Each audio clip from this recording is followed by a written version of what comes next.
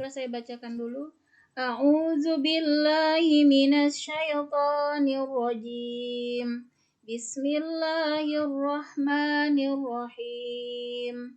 Ya ayyuhalladzina amanu la tattakhizul yahuda wan nasara awliya ba'duhum awliya'u ba'd wa may yatawallahum minkum fa innahu minhum innallaha la yahdil qaumaz zalimin.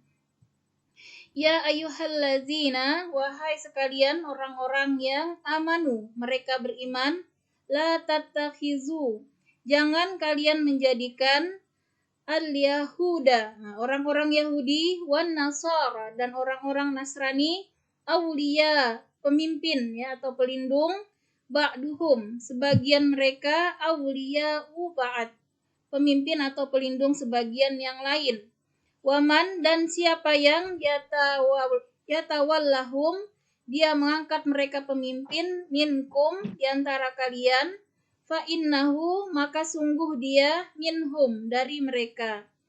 Innallaha, sungguh Allah, la yahdi, tidak memberi petunjuk, al-kaum, terhadap kaum az-zalimin, orang-orang yang zalim. Nah, jadi pada pembahasan kali ini kita membahas tentang larangan ya dari Allah untuk berteman setia ya ataupun menjadikan mereka pemimpin dari kalangan orang-orang Yahudi dan Nasrani. Nah, jadi sudah sangat jelas Allah memberikan penegasan ya kepada kita sebagai umat Islam ya. Di sini Allah menegaskan, wahai orang-orang yang beriman. Nah, ketika kita mengaku beriman, maka kata Allah, janganlah kamu menjadikan orang Yahudi dan Nasrani sebagai teman setiamu atau pemimpin atau pelindungmu. Nah, itu di dalam tafsir Ibnu Katsir ya, adalah pemimpin, aulia itu pemimpin, pelindung ataupun teman setia. Karena mereka ini ya, kaum Yahudi Nasrani satu sama lain saling melindungi. Nah, jadi mereka memang saling mendukung dalam ya memerangi umat Islam. Nah, ini sudah Allah jelaskan ya sifat mereka. Mereka tidak akan sudi ya melihat kita beriman. Karena itu mereka tidak akan peduli ya dengan penderitaan kita ya, dengan kesusahan kita. Dan bahkan mereka saling melindungi dalam hal memerangi orang-orang Islam ya. Ini sudah Allah tegaskan melalui tafsir ya, dijelaskan seperti itu. Ini karakter ya orang-orang Yahudi dan Nasrani. Maka kemudian Allah menyatakan, barang siapa di antara kamu yang menjadikan mereka ya teman setia atau pemimpin atau pelindung, maka sesungguhnya dia termasuk golongan mereka. Nah, bahkan Allah golongkan menjadi golongan ya mereka.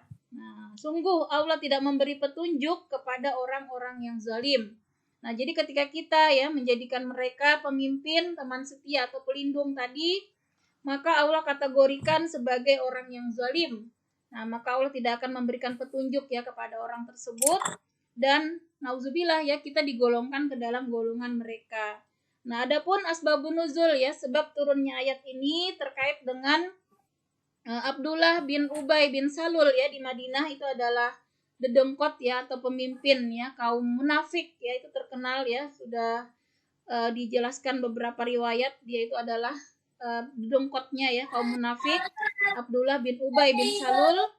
Nah, ketika selesai perang Badar, dia menyatakan tidak mau ya untuk berlepas diri dari kaum Yahudi maupun Nasrani ya. Sementara ada lagi satunya sahabat ya, sebentar saya lupa namanya di tafsir tadi, ada bin Samit ya. Nah, di situ dia menyatakan ketika selesai perang Badar di situ, ntar Bu saya lihat namanya.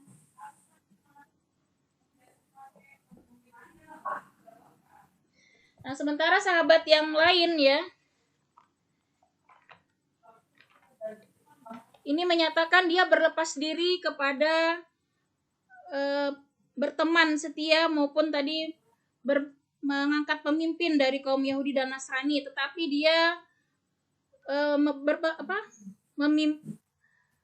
berwala ya. Berwala itu artinya hanya ya untuk setia dan menjadikan pemimpin ataupun pelindungnya Allah ya, kemudian Rasulullah dan juga kaum yang beriman. Nah, maka Allah jawablah ya pernyataan Abdullah bin Ubay bin Salul ini ya, yang dia tadi tidak mau ya melepaskan diri dari berwala ya. Berwala itu artinya berteman setia ya kepada kaum Yahudi dan Nasrani. Maka Allah jelaskan kamu termasuk ya golongan mereka. Nah, Rasulullah juga menyampaikan ya ayat ini, maka dia tidak dimasukkan lagi ke dalam golongan beriman. Nah, walaupun dia menyatakan mengaku beriman ya, jadi Abdullah bin Ubay bin Salul ini masih bersama orang Islam ya, ikut sholat segala macam, tetapi karena dia tidak mau ya berlepas diri dari berwala kepada orang kafir ya. Orang kafir di sini tergolong semua ya, Yahudi, Nasrani maupun musyrikin. Jadi di dalam tafsir dikatakan juga kaum musyrikin ya. Dan Allah tidak akan memberikan petunjuk ya orang-orang ini karena termasuk orang yang zalim. Zalim itu artinya dia telah merusak ya dirinya sendiri ya di hadapan Allah ya kedudukannya. Nah, karena itu ini adalah panduan bagi kita umat Islam ya dalam memilih pemimpin dalam lingkup apapun ya, kita harus berpedoman kepada petunjuk Allah. Terkhusus ya pemimpin dalam keluarga misalnya ya, untuk jodoh ya anak-anak kita ya, kemudian pemimpin di masyarakat ya, dimanapun kita harus berpedoman untuk berusaha ya sedapat mungkin memilih pemimpin dari kaum muslimin ya.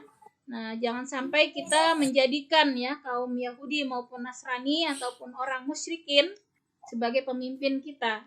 Karena Allah sudah menjelaskan karakter mereka. Mereka ini memang senantiasa saling ya bekerja sama dalam hal memerangi umat Islam. Nah, kita tidak usah berbangga ya, dijelaskan di dalam tafsir ketika misalnya kemarin kita melihat ya ketika Palestina ya diserang Israel ya. Itu dunia yang kita ketahui, polisi dunia PBB ya, seakan-akan tidak ada upaya ya untuk menyelesaikan ya. Jadi kita melihat ya kelihatan sekali ya bahwa orang-orang kafir itu seakan membiarkan ya teroris yang sebenarnya ya. Nah, maka disitulah Allah menunjukkan ya kepada kita umat Islam, menyadarkan kepada kita itulah ya karakter orang-orang kafir secara umum ya, baik Yahudi, Nasrani maupun kaum musyrikin. Mereka itu dalam hal ya memerangi umat Islam itu bersatu padu ya. Kalaupun ada dari kalangan musyrikin yang mendukung kita, kata Allah tidak usah berbangga, tidak usah senang ya, karena pada hakikatnya di balik ya setiap pertolongan mereka itu selalu ada istilahnya udang di balik batu ya. Jadi kita tidak masalah ya berprasangka buruk kepada kaum kafir, karena memang Allah menyatakan ya sifat-sifat mereka. Jadi kita tetap harus waspada. Namun kita diperintahkan oleh Allah di sini untuk bersatu padu ya, untuk saling menolong sesama muslim. Nah, itulah yang Allah perintahkan untuk sesama muslim, maka kita harus nanti dijelaskan di bawah ya berkasih sayang dan seterusnya. Nah, kita akan lanjutkan ya penjelasannya di sini. Fatarallazina fi qulubihim maradu yusari'una fihim yaquluna nakhsha an tusibana da'irah fa'asallahu ayyatiya bil fathi aw amrim min indihi fayusbihu ala ma asarru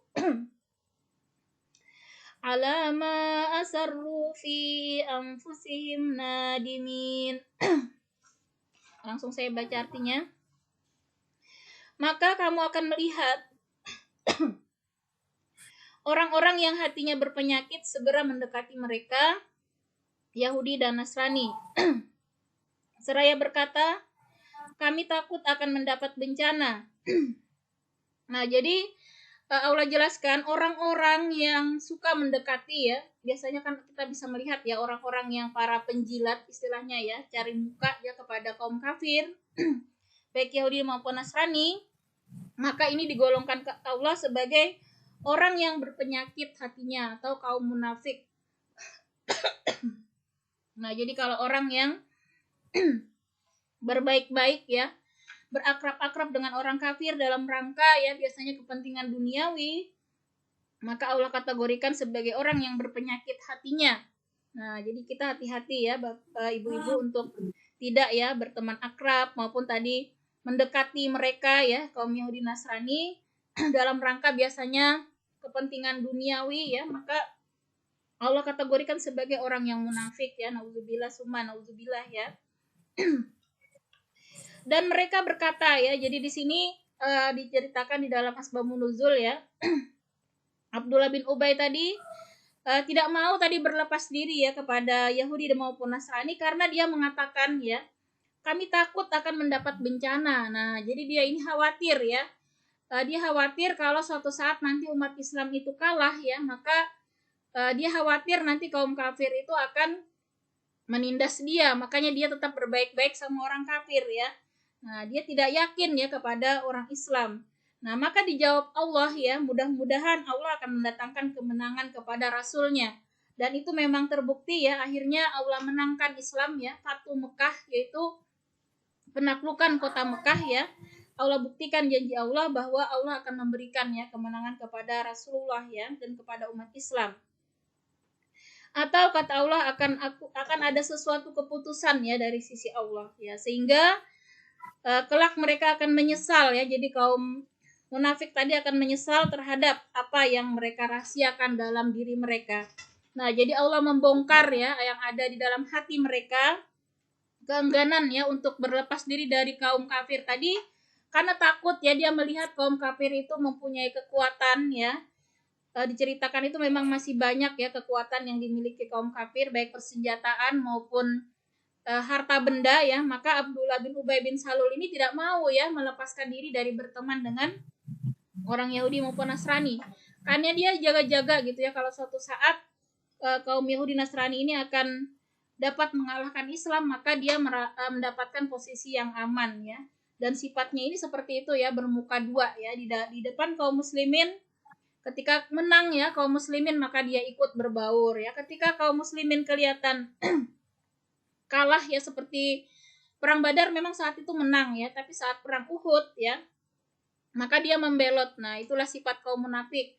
Kaum munafik ini hanya mau ketika ada keuntungan saja ya. Nah, di mana dia melihat ada keuntungan, kemenangan, maka dia ikut ya. Ketika melihat ya umat Islam terpuruk, maka dia kembali ya menjauhi untuk bergabung dengan musuh. Nah, begitulah ya kaum munafik sifatnya, dan Allah sangat membenci ya kaum munafik ini. Bahkan kelak ya di dalam neraka jahanam itu di yang paling dasar kata Allah ya, bahkan siksanya lebih berat ya dari kaum kafir sekalipun, karena kaum munafik ini ibaratnya musuh dalam selimut ya. Dia berbaur dengan umat Islam tapi menghancurkan ya umat Islam dari dalam, dan ini adalah musuh yang lebih berat ya bagi umat Islam ya. Nah, dan ternyata kita melihat ya saat ini banyak sekali umat Islam yang ketika Islam itu menang baru mereka ikut ya. Nah, kalau sudah kelihatan terpuruk maka mereka menjauh. Nah, inilah karakter ya orang munafik. Dan kemudian kita lihat selanjutnya, wa yaqulul ladzina amanu ahaula'il ladzina aqsamu billahi jahda aymanihim innahum lama'akum habitat a'maluhum fa'asbahu khasirin. Dan orang-orang yang beriman akan berkata, inikah orang yang bersumpah secara sungguh-sungguh dengan nama Allah bahwa mereka benar-benar berserta kamu. Segala amal mereka menjadi sia-sia sehingga mereka menjadi orang yang rugi. Nah, jadi orang Islam itu memang yang benar-benar imannya tuh bingung ya, kok ada gitu ya orang yang kalau di hadapan mereka bersumpah bersungguh-sungguh ya, bagian dari umat Islam, tapi ternyata di belakang mereka tadi Allah bongkar ya sifat mereka yang mendua ya, artinya membelot tadi dari belakang, bahkan menusuk ya umat Islam dari belakang, karena mereka inilah yang sering membocorkan ya rahasia ya umat Islam kepada kaum kafir. Nah, kalau sekarang itu ibaratnya data-data intelijen itu ya dibocorkan ya kepada kaum kafir ya, hanya demi keuntungan dunia. Maka Allah jawab ya, mereka ini segala amal mereka itu menjadi sia-sia dan mereka menjadi orang yang rugi. Nah, jadi tidak ada gunanya sama sekali ya amal kebaikan orang munafik ini seberapa banyak pun dia beribadah ya, bersedekah atau apapun, ketika ada sifat munafik ini maka kata Allah segala amalnya menjadi sia-sia dan menjadi orang yang rugi ya. Nauzubillah summa nauzubillah. Jadi kita jangan sampai ya mewaspadai ya sifat seperti ini, karena Allah menganggap tidak ada gunanya sama sekali ya amal ibadahnya menjadi sia-sia. Nah, kemudian di ayat 54, ya ayyuhalladzina amanu may yartadda minkum an dinihi fasawfa ya'tillahu biqaumin yuhibbuhum wa yuhibbunah azillatin 'alal mu'minina a'izzatin 'alal kafirin yujahiduna fi sabilillahi wa la yakhafuna lawmata laim dzalika fadlullahi yu'tihi man yasha wallahu wasi'un 'alim. Wahai orang-orang yang beriman, barang siapa di antara kamu yang murtad atau keluar dari agamanya, maka kelak Allah akan mendatangkan suatu kaum. Dia mencintai mereka dan mereka pun mencintainya, dan bersikap lemah lembut terhadap orang yang beriman, tetapi bersikap keras terhadap orang-orang yang kafir, yang berjihad di jalan Allah dan yang tidak takut kepada celaan orang yang suka mencela. Itulah karunia Allah yang diberikan kepada siapa yang Dia kehendaki. Dan Allah Maha luas pemberiannya, Maha mengetahui. Nah, di sini Allah menggolongkan ya. Bahkan orang-orang tadi dikatakan Allah telah murtad ya pada hakikatnya. Jadi dianggap Allah, orang-orang munafik tadi ya, sudah dianggap Allah dia murtad ya, keluar dari Islam. Nah, jadi Allah di sini menegaskan ya, orang-orang yang keluar dari Islam ini tidak sedikit pun ya merugikan umat Islam, merugikan agama Islam, merugikan Allah ataupun Rasulullah ya, karena Allah jelaskan kalaupun mereka keluar ya dari Islam, maka Allah akan mendatangkan suatu kaum. Nah, maka ketika orang ini menjauh ya dari Islam ya, yang asalnya mungkin ya taat ya, mau bersama-sama gitu ya.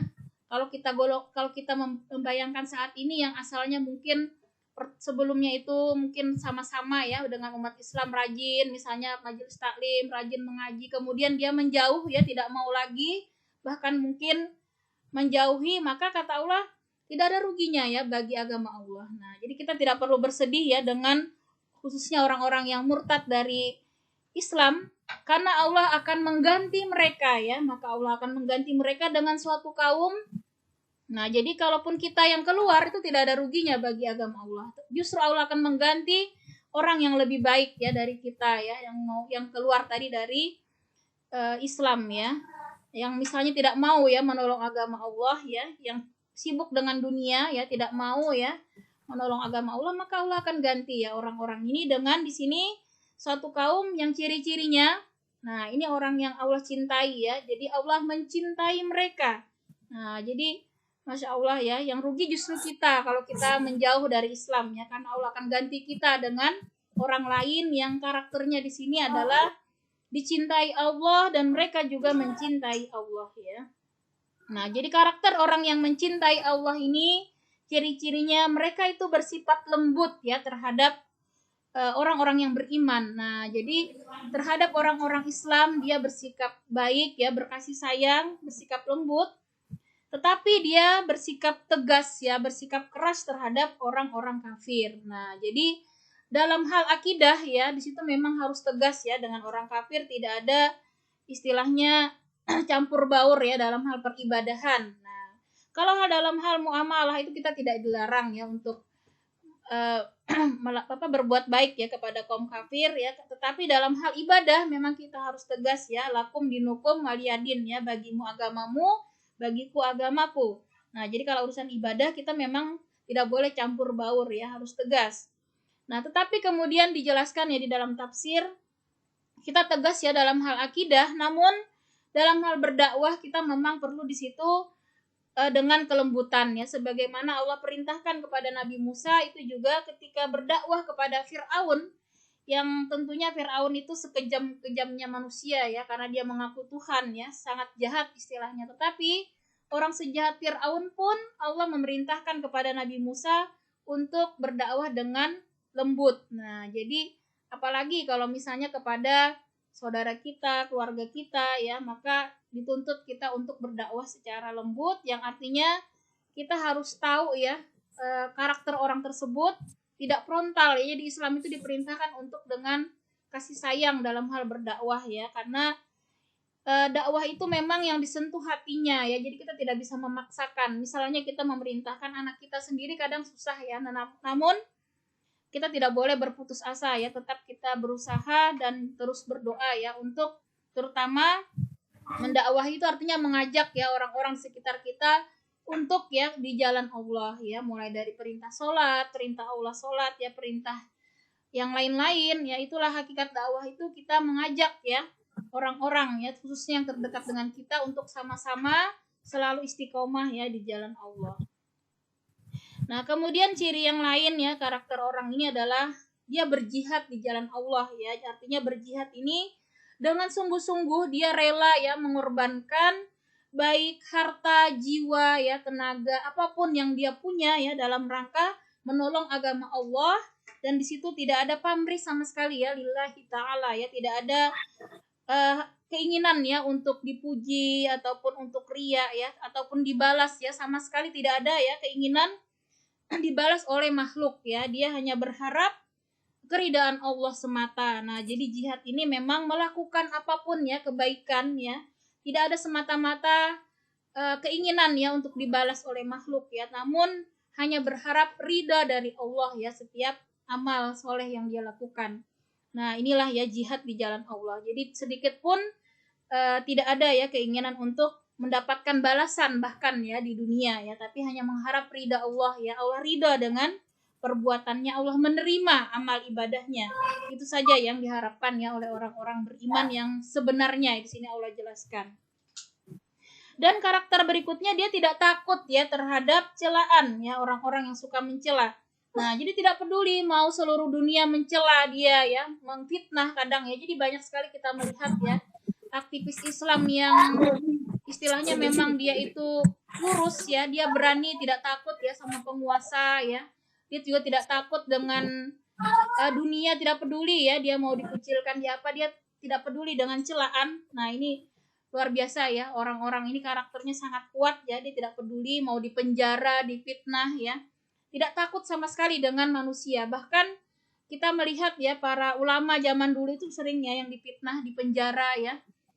Pernah diceritakan ya, ada seorang ulama ini difitnah ya, dia di penjara yang sangat sempit, bahkan tidak ada lubang udara, itu mungkin hanya dari pintu yang sangat kecil ya. Nah, namun ternyata ya dengan keridaannya terhadap takdir Allah, dia merasa bahwa apapun yang Allah takdirkan itu adalah kebaikan.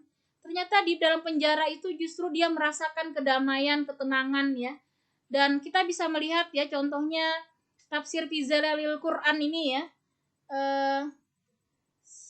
yang karangan Said Qutb ini ya, beliau itu juga di penjara ya ibu-ibu ketika menulis tafsir Al-Quran itu 12 jilid ya, Masya Allah ya. Dan kita juga melihat ya ulama Indonesia, Buya Hamka ya, beliau juga menyelesaikan tafsir Al-Azhar ya, itu juga di dalam penjara ya, Masya Allah. Jadi orang-orang yang kuat imannya ini tidak ada baginya sama saja ya, mau di penjara, mau disiksa ya, mereka tidak ada berkurang sedikit pun ya keimanannya kepada Allah. Nah, justru mereka merasakan penjara itu adalah tempat mereka untuk berkhalwat ya, untuk lebih mendekatkan diri kepada Allah. Nah, jadi pernah ya, saya lupa nama ulamanya ini yang tadi di penjara di ruang sempit tersebut, ternyata dia merasakan kelapangan ya, keluasan di dalam penjara ya. Bahkan sipir penjara yang kasihan ini membuka pintu sedikit, tapi malah beliau itu tutup saja, nggak apa-apa gitu, nanti kamu lagi yang bermasalah gitu ya. Saya malah katanya bisa fokus ya kalau benar-benar tertutup katanya. Nah, Masya Allah, jadi orang yang sudah benar-benar ikhlas ya di jalan Allah ini tidak ada takutnya ya sama siksaan manusia. Nah, jadi celaan, hinaan, fitnah ya selama ini yang kita lihat ya kepada ulama ya, nauzubillah summa nauzubillah ya. Tapi Allah tegaskan itulah ya ciri-ciri orang yang beriman ini, mereka tidak ada takutnya sama sekali ya dengan fitnah, tidak ada merasa ketakutan maupun berkurang ya keimanan mereka. Nah, itulah karunia Allah yang diberikannya kepada siapa yang Dia kehendaki. Nah, jadi ini merupakan karunia yang sangat besar ya ketika seseorang bisa memiliki karakter tadi ya, mencintai Allah dan dicintai Allah, dan seterusnya tadi ya, bersikap lembut terhadap orang beriman ya, keras terhadap orang kafir, dan berjihad tadi di jalan Allah ya, serta tidak takut dengan celaan orang yang suka mencela. Maka inilah termasuk orang yang mendapat karunia yang sangat besar ya di sisi Allah ya. Nah, dan Allah maha luas pemberiannya, maha mengetahui.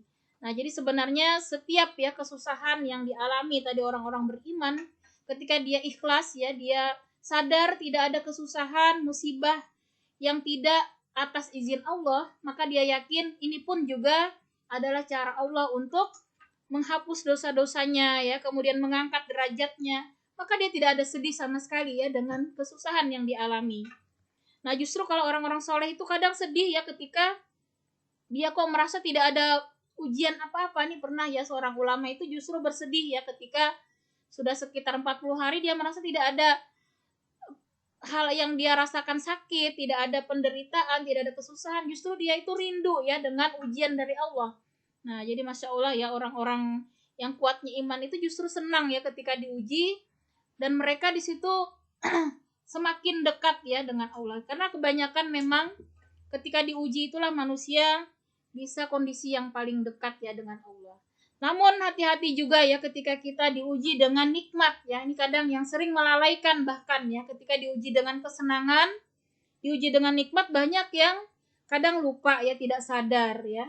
Padahal segala nikmat ya, pemberian Allah, kesehatan, kadang ya keluarga yang lapang, mungkin nikmat materi yang cukup ya, itu juga bisa jadi ujian juga bagi kita, bagaimana kita tetap ya mensyukuri nikmat Allah tersebut dengan menunaikan ya hak dari harta ya, hak dari kesehatan kita, hak dari umur kita ya.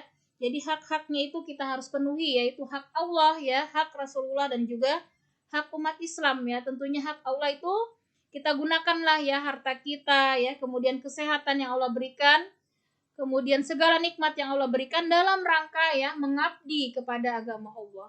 Nah, jadi jangan sampai melenakan kita ya, kita merasa hanya untuk diri kita saja ya, tetapi di balik segala nikmat itu ada pertanggungjawaban ya. Karena itu justru kalau kita banyak dititipi harta maupun nikmat yang lainnya, kita juga harus hati-hati ya, karena nanti tentu hisapnya itu akan lebih banyak ya, dari mana harta itu diperoleh ya, kemudian kemana nanti harta itu eh, digunakan, itu akan mendapatkan nanti pertanggungjawaban ya di akhirat. Nah, karena itu setiap kondisi bagi orang beriman ya, baik dalam kondisi susah, lapang, itu akan menjadi suatu yang kehati-hatian ya, untuk selalu bersyukur ya, selalu sabar ketika diuji, dan bersyukur ketika mendapatkan kenikmatan ya, tidak pernah lupa. Jadi intinya bagaimana dalam hidup itu kita senantiasa ya berpegang teguh kepada tali agama Allah, tidak pernah lepas ya, selalu ingat kepada Allah. Hakikatnya itulah ya istiqomah ya, kita selalu mengingat Allah dalam segala kondisi. Nah, kita tidak pernah lepas ya dari Allah. Mau makan, mau apa, kita ingat Allah ya, ingat semuanya dari bangun sampai kita tidur lagi, selalu kita pasang niat ya dalam rangka mencari ridha Allah dalam setiap aktivitas kita ya, bahkan aktivitas ketika ke kamar mandi ya, ketika kita memasak, ketika tidur ya, ketika itu kita niatkan ya dalam rangka beribadah kepada Allah, maka itu akan menjadi nilai ibadah semuanya. Nah, sehingga tidak ada yang sia-sia dalam setiap hembusan napas kita. Jadi jangan pernah lupa untuk selalu ya kita memperbarui niat kita ya, ketika memasak, ketika membersihkan rumah misalnya ya, kita ingat semua dalam rangka di sini kita mengabdi kepada Allah ya, memberikan yang terbaik dalam umur kita ya kepada Allah. Hakikatnya walaupun kita berikan di situ kepada keluarga kita, pelayanan ya, kepada suami, anak-anak kita, keluarga kita, masyarakat ya, tapi pada hakikatnya pelayanan ini kita kembalikan dalam rangka mengabdi kepada Allah ya, supaya kita menjadi manusia yang sebaik-baiknya di muka bumi. Kata Allah itu adalah yang paling banyak manfaatnya ya bagi orang lain. Nah, sehingga kita dalam hidup ini berusaha setiap detik menit kita ini memberikan manfaat ya kepada orang lain ya. Nah, kemudian di ayat 55, Innama waliyukumullahu wa rasuluhu wallazina amanu allazina yuqimuna as-salata wa yu'tuna az-zakata wa hum raki'un. Sesungguhnya penolongmu hanyalah Allah, Rasulnya dan orang-orang yang beriman, yang melaksanakan sholat dan menunaikan zakat, seraya tunduk kepada Allah. Nah, jadi kita harus sadar ya, yang sungguh-sungguh menolong kita secara tulus ya ikhlas itu hanya Allah dan Rasulnya, serta orang-orang yang beriman. Nah, mereka inilah yang kata Allah dijanjikan penolong yang sejati, artinya penolong yang tanpa pamrih ya. Nah, dia hanya menginginkan kebaikan bagi kita. Tetapi kemudian Allah jelaskan ciri-ciri orang yang beriman ini adalah orang yang melaksanakan sholat ya. Di sini dalam artian mendirikan ya, ibu-ibu di dalam tafsir dijelaskan mendirikan sholat ini artinya dia sungguh-sungguh ya dalam sholatnya itu sholat yang bisa mencegah ya seseorang dari perbuatan keji dan mungkar. Nah, jadi ciri-ciri sholat yang telah didirikan ya, bukan hanya dilaksanakan begitu saja. Sholat yang sudah didirikan di dalam diri seseorang itu, sholatnya itu mampu mencegah dari perbuatan keji dan mungkar. Nah, jadi kalau selama ini kita masih terpeleset-peleset kadang ya berbuat keji mungkar ya, maka kita harus banyak-banyak bertobat ya. Banyak-banyak bertobat atas sholat kita perbaiki ya dengan sholat-sholat sunnah ya kita tutup ya, berarti masih banyak kekurangan ya dari sholat kita.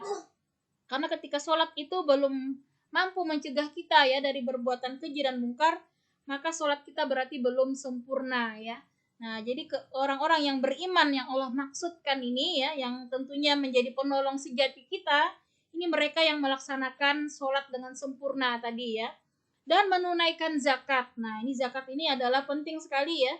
Zakat ini juga dalam rangka ya beribadah kepada Allah, karena Allah janjikan zakat ini akan membersihkan ya harta dan jiwa kita, serta zakat ini juga akan menumbuhkan harta kita. Jadi tidak ada rasa rugi sedikit pun ya mengeluarkan zakat ya, karena zakat ini pada hakikatnya perintah Allah yang sangat sangat penting ya, karena selalu disandingkan dengan sholat ya. Nah, selalu sholat dengan zakat ini tidak jauh beda, karena di samping dia beribadah secara vertikal kepada Allah ya dalam sholat, maka zakat ini adalah bukti ibadah horizontal dia ya kepada manusia. Nah, dia berkasih sayang ya dengan zakat ini, artinya dia memberikan hak-hak ya yang 8 asnaf itu ya, fakir, miskin, ibnu sabil ya, dan seterusnya itu ya. Maka inilah bukti ya orang yang beriman yang pantas kita jadikan sebagai penolong tadi ya. Kemudian ciri yang ketiga di sini adalah seraya tunduk kepada Allah. Nah, jadi ciri yang ketiga dari orang beriman yang layak ya menjadi penolong kita itu selalu tunduk kepada Allah. Nah, jadi dia tidak ada berhukum ya selain kepada hukum Allah. Jadi dia patuh taat ya terhadap perintah Allah maupun Rasulullah, sedikit pun tidak ada berpaling ya dari perintah Allah. Nah, inilah ya kita pegang teguh ciri-ciri ya kalau mau digolongkan ya ke dalam orang-orang yang beriman yang Allah ridai, maka kita harus berusaha ya dalam sholat kita itu secara khusyuk ya, benar-benar kita mendirikan sholat ya, karena sholat yang khusyuk, sholat yang didirikan dengan benar, ditunaikan segala syarat sahnya ya, kemudian rukun, sunnah dan seterusnya kita ketahui, kita laksanakan dengan baik, maka insya Allah itulah yang akan mencegah kita dari perbuatan keji dan mungkar ya. Kemudian yang ke-56, wa may yatawallallaha wa rasulahu wallazina amanu fa inna hizballahi humul ghalibun. Dan barang siapa menjadikan Allah, Rasulnya dan orang-orang yang beriman sebagai penolongnya, maka sungguh pengikut Allah itulah yang menang. Nah, Allah jamin ya ketika kita menjadikan Allah, Rasulnya dan juga orang beriman sebagai penolong kita, maka kita pasti akan dimenangkan Allah. Nah, agama Islam itu dijanjikan Allah akan menang ketika umat Islam itu sungguh-sungguh berwala ya, artinya hanya kepada Allah lah memohon pertolongan, beribadah dan berlindung ya, dan juga kepada Rasulnya serta kepada orang-orang yang beriman. Nah, jadi kita tidak usah sedih ya melihat kondisi umat Islam saat ini, mungkin saat ini sedang diuji dengan kekalahan ya, terpuruk di mana-mana. Kita harus positif ya, di sini harus positive thinking. harus berbaik sangka karena Allah jamin kemenangan itu akan datang ya ketika kita umat Islam ini sungguh-sungguh ya menjadikan Allah sebagai penolong kita. Nah, berarti kebalikannya, mengapa umat Islam saat ini masih terpuruk ya? Kita melihat umat Islam masih banyak ya di berbagai belahan dunia saat ini bahkan dizalimi. Ini karena kita belum sepenuhnya ya menjadikan Allah dan Rasulnya serta orang beriman ini sebagai penolong. Nah, berarti masih banyak ya. Nah, mungkin ada hanya beberapa, berarti kita belum dominan ya untuk menjadi umat yang pantas untuk ditolong Allah. Nah, jadi pertolongan itu memang akan datang ketika benar-benar ikhlas ya dalam hal pengabdian ya, penghambaan, menolong, memohon pertolongan. Kalau benar-benar hanya kepada Allah, maka muncullah ya yang namanya mukjizat. Nah, kita sudah menyaksikan ya, mungkin ibu-ibu kalau yang lihat di YouTube ya, sudah banyak saksi-saksi yang melihat sendiri ya di Palestina itu nyata adanya ya Allah memberikan pertolongan ya kepada orang-orang yang ikhlas berjuang di jalan Allah, maka Allah datangkan ternyata ya malaikat-malaikat yang menolong mereka ya, dan saksi-saksi yang menyatakan benar adanya ya orang-orang yang meninggal di sana itu syahid ya, dan benar-benar mereka melihat keajaiban seperti mayatnya yang wangi ya, kemudian kondisinya tersenyum ya, Masya Allah ya. Jadi ketika orang-orang itu benar-benar ikhlas ya, ternyata pertolongan Allah itu memang akan nampak ya. Bahkan beberapa kesaksian ya dari tentara Israel sendiri yang akhirnya dia beriman ya, karena dia melihat sendiri ya ada pasukan putih ya yang ternyata ditembak itu tidak mempan ya, tidak mati. Itulah ya malaikat yang Allah turunkan, dan akhirnya ada beberapa juga ya dari orang Yahudi yang masuk Islam ya. Bahkan dari, kalau kita lihat kesaksian pilot sendiri ya, pilot yang membom Palestina itu, dia juga akhirnya dia berpihak kepada Palestina karena dia melihat keajaiban-keajaiban yang dia saksikan sendiri ya dengan mata kepala langsung ya, mukjizat Allah di Palestina tersebut ya. Nah, jadi benar adanya ya mukjizat ini, Allah akan semakin dekat pertolongan itu ketika kita semakin berwala tadi ya hanya kepada Allah, Rasulnya, dan juga orang-orang beriman. Dan ini memang Allah yang tahu ya hati-hati kita, sejauh mana kita ikhlas ya bersungguh-sungguh di jalan Allah. Maka kita tidak perlu sedih ya dengan jumlah yang sedikit, karena bukan jumlah, bukan kekuatan yang memenangkan ya agama Allah ini, namun ya yang memenangkan ini mutlak ya Allah memberikan karunia kepada orang-orang yang tulus ikhlas ya berjuang di jalan Allah. Maka sudah banyak ya bukti-bukti umat Islam bisa mengalahkan ya dengan jumlah sedikit, bisa mengalahkan pasukan yang bahkan beratus-ratus kali lipat lebih banyak ya, seperti perang Badar ya, perang juga di Romawi ketika itu ya, menaklukkan tentara Romawi. Itu juga betapa ya pertolongan Allah itu benar nyata adanya bagi orang-orang yang sungguh-sungguh ya keimanannya. Nah, kemudian di ayat terakhir ya kita lihat di sini ya ayyuhallazina amanu la tattakhizul ladzina takhazu dinakum huzwan wa la'iban minal ladzina utul kitaba min qablikum wal kuffara awliya wattaqullaha in kuntum mu'minin.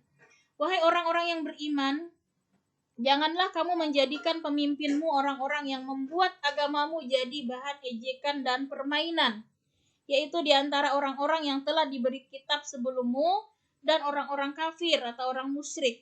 Dan bertakwalah kepada Allah jika kamu orang-orang yang beriman. Nah, kembali Allah menegaskan jangan tadi ya kita menjadikan pemimpin orang-orang yang justru mengejek ya agama kita. Jadi memang di kalangan Yahudi di Madinah ketika itu ya, ada orang-orang yang mengejek suara azan ya, mengejek sholat ya, cara sholat segala macam ya. Nah, kita mungkin sekarang melihat ya Bu ya di konten-konten YouTube itu ada yang dijadikan ejekan kadang ya, sholat dijadikan mainan segala macam. Hati-hati ya, kita jangan sampai menjadikan mereka ini teman setia ya, maupun tadi pemimpin ataupun pelindung kita. Nah, karena sudah jelas tadi Allah jelaskan ya, mereka ini termasuk kaum yang munafik. Bahkan Allah kategorikan bisa menjadi murtad hukumnya ya ketika dia mengolok-olok ya agama Allah. Nah, di sini di terakhir kembali Allah tegaskan untuk kepada umat Islam ya untuk senantiasa bertakwa ya, bertakwalah kepada Allah jika kamu orang-orang beriman. Nah, maka tidak ada tuntutan ya kepada kita selain bertakwa. Nah, itulah ya sebaik-baik manusia di sisi Allah, derajatnya yang paling tinggi di sisi Allah, bukan yang banyak harta ya, bukan yang tinggi jabatan, bukan yang paling paling cantik dan seterusnya ya. Namun yang paling tinggi derajatnya di sisi Allah ini adalah yang paling bertakwa. Nah, itulah ya yang Allah tegaskan kembali.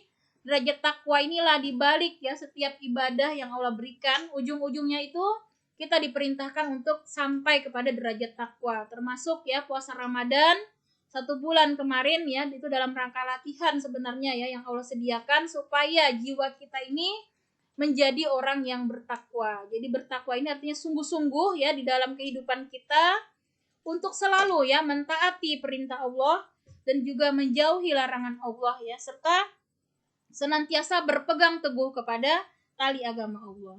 Nah, jadi kalau kita mau melihat ya karakter kita, apakah kita sudah sukses Ramadan kemarin, maka bisa kita lihat dari semangat kita ya pasca Ramadan.